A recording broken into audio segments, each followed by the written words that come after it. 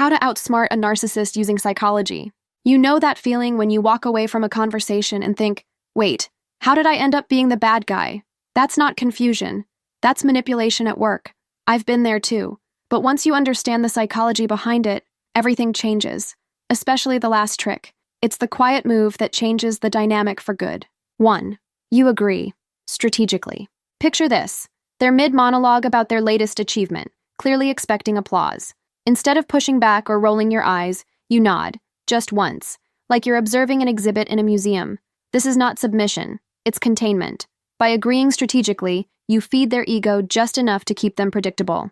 You're not fighting their delusion, you're mapping it.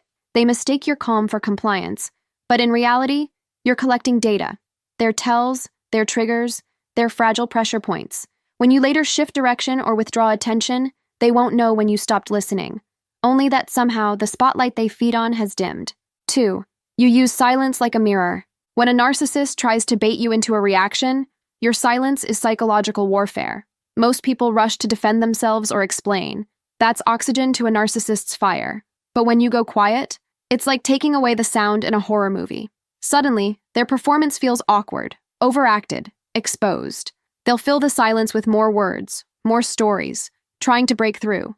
That's when you learn the most, what they reveal when no one's validating them.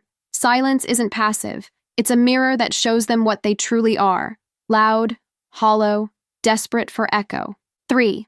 You respond with neutral curiosity. They expect fear, anger, admiration, anything charged. But when you look at them with calm curiosity, it short-circuits their script. Say they brag about something amazing they did, and you respond with, "That's interesting. What made you decide to do it that way?" Suddenly the performance falters. You've shifted them from performer to subject, and narcissists hate being analyzed. It forces their subconscious to see itself, even for a second. You're not flattering or fighting, you're turning the spotlight inward. 4. You praise the boring parts of them. They expect admiration for their flashiest traits, beauty, intelligence, charm. But you throw them off by applauding what they secretly undervalue.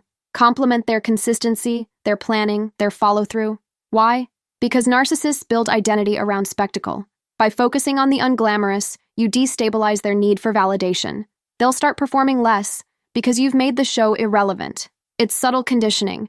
You reinforce their grounded behavior while ignoring their grandstanding. It's psychology as quiet rewiring. 5. You withdraw unpredictably. Routine attention is their drug. Predictable validation keeps them calm. But if you disappear occasionally, without warning, without explanation, it rattles their control. They'll search for reasons, projecting wildly. Are you mad? Are you jealous? Are you intimidated? The truth? You've stepped out of their trance. When you stop feeding their need on a schedule, their dependency becomes visible to them. The more they chase your attention, the more you've flipped the power dynamic. They're reacting, not ruling. 6. You stop arguing and start labeling. When they try to twist logic or gaslight you, you don't counterpoint. You label the tactic. Calmly saying, "That sounds like you're trying to guilt trip me," dismantles the spell. You're forcing the hidden move into daylight. Narcissists survive through manipulation that stays unspoken. The moment you name it, it shrivels. You've turned their weapon into evidence. And the best part? You didn't even raise your voice. 7. You treat them like weather.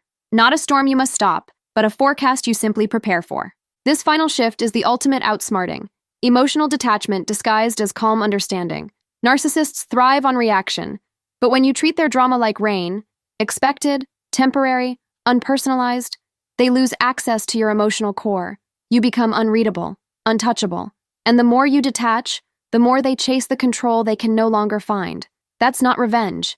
That's psychological liberation.